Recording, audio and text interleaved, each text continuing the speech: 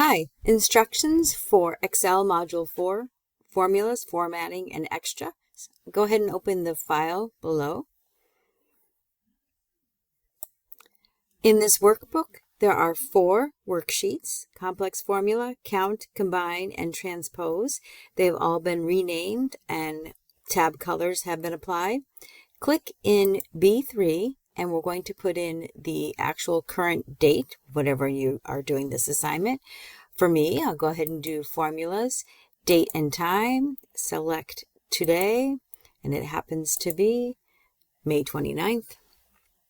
Now I'll click into cell G6, and what I want to do, this is Q1 sales, and Q1 is the first 3 months of the year, January, February, March. So I want to add the 3 months, January sales, January, February, March, but then subtract the returns. I'm going to show you 2 ways to do the formula.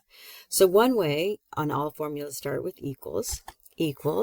I will click C6 plus D6 plus E6, so I'm adding the 3 months, and then minus F6.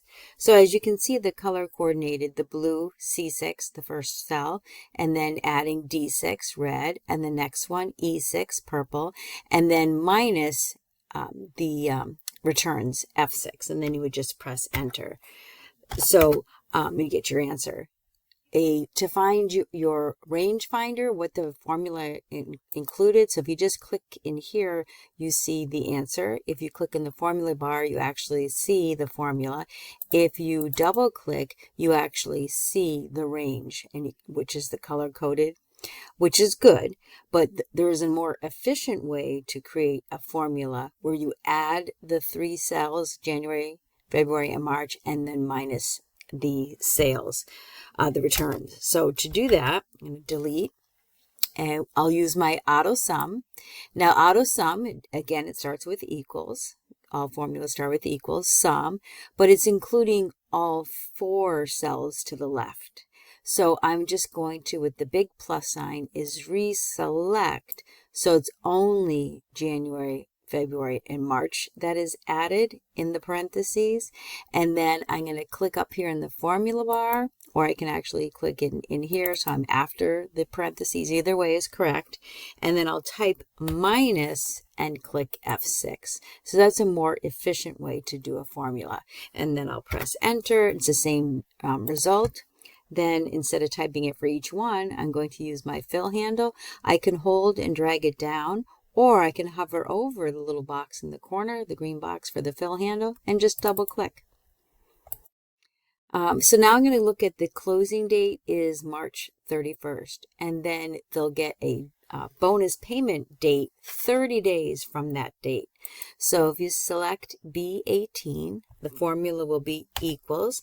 I'm going to press the up arrow, and that selects the cell above it, B17, and then I'll type the plus sign and 30 for 30 days.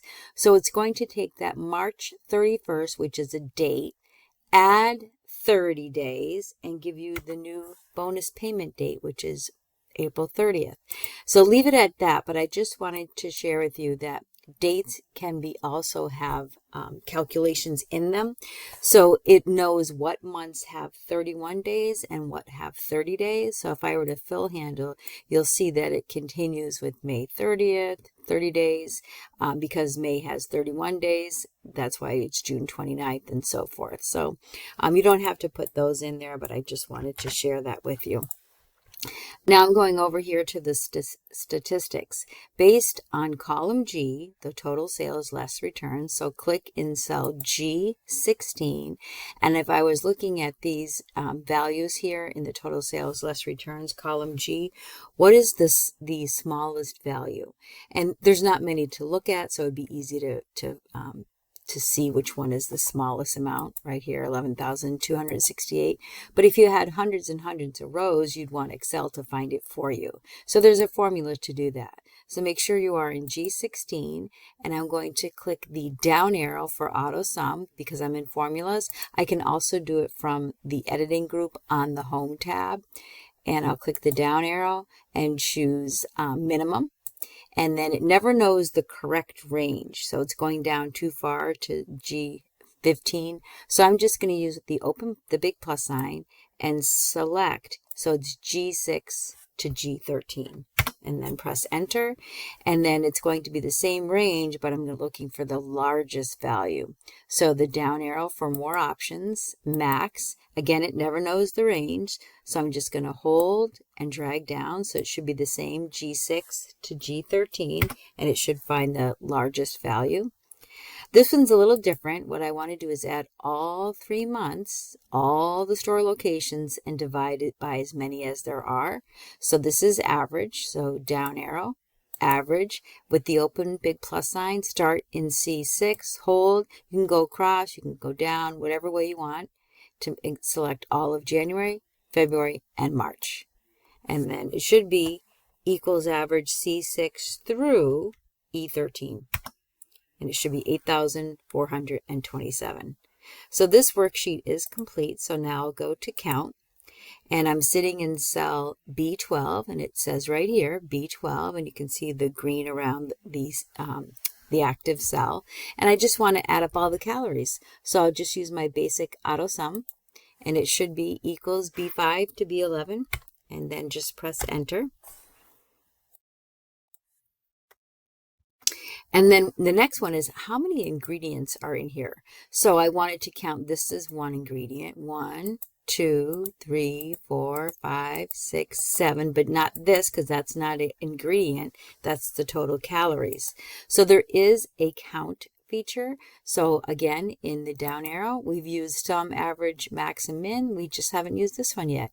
So count what cells have numbers in them. And again, I'm going to select the range. It only should be B5 to B11, not the total. So equals B5 to B11. And it is 7. There are 7 ingredients. So another way you could do it is if you wanted to count the ingredients, the chicken, the red pepper, the green pepper, as in text ingredients here, not numbers.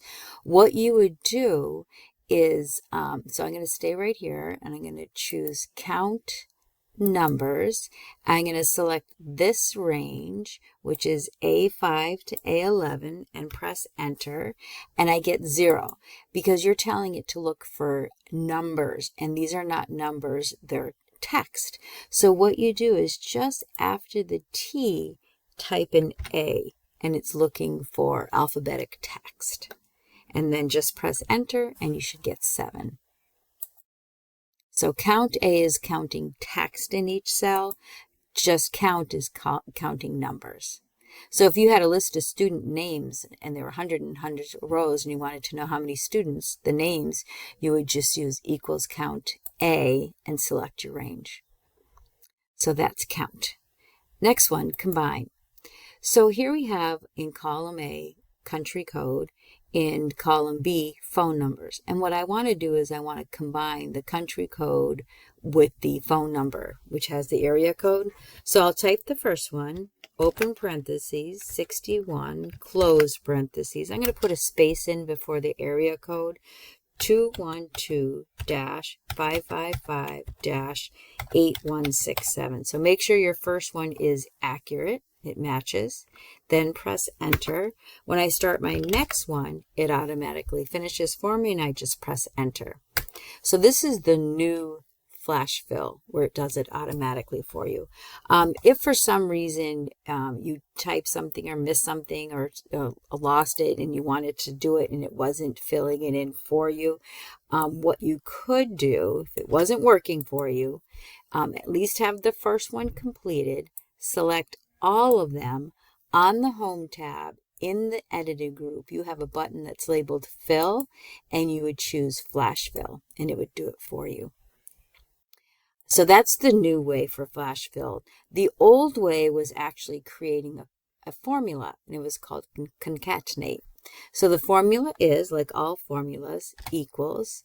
I will click A2, and then I'm going to press spacebar so there's a space between the area code, country code, and the phone number. The and sign is going to combine A2 and B2. And then I'll just use my enter, and then I'll go ahead and flash fill. So that's the old and the new. Next is transpose. So on this particular worksheet, you have the regions as column headings, and you have the rows labeled quarter 1, quarter 2, and so forth. And then you're realizing, you know what? The column headings should be the quarters, and on the rows should be the regions. So you don't want to have to retype all this over and switch it so that it's the continents are over here and the quarters are across as column headings. What you do, start with selecting A1, hold and drag all the way across. And I'm going to stop right there because what I want to do is get totals. So in I1, I'm going to type totals. And then I'll do the same thing for A6 and type totals. And then what I'm going to do is a shortcut, and we'll learn this again later on. Select all of your values, including row 6 and column I, and just click Auto Sum. And while they're all selected, click the accounting number format style there. Okay, so now everything is good. We have totals, and we still want to make that change for our column headings and rows. So I'm going to select A1 with the open plus all the way, including row 6, into column I. Then choose a basic copy, Control C, click copy. Then click in A10 just for a moment. Click in A10. Now don't do a normal paste. What you're going to do is go into special paste with the down arrow. And each one of these has a different labeling. And the one that we want is called transpose. And you can see it, I'm holding here. I'm going to click in a minute. It puts quarter 1, quarter 2 as the column headings, and then the regions are in the rows. So, for example, if you looked at Europe here for quarter 3, 45, 32, and if you look here, there it is. So everything matches perfectly. Right now you have a flashing marquee around the cells that you just copied. Escape gets rid of that. If you want to delete these, you can leave them if you'd like. But if you hover on row 1 and go all the way to row 9, you can choose delete, and it brings everything up. So that's transpose. So now, again, you are in your last worksheet. So let's go back to the first one, save, and submit. Thank you.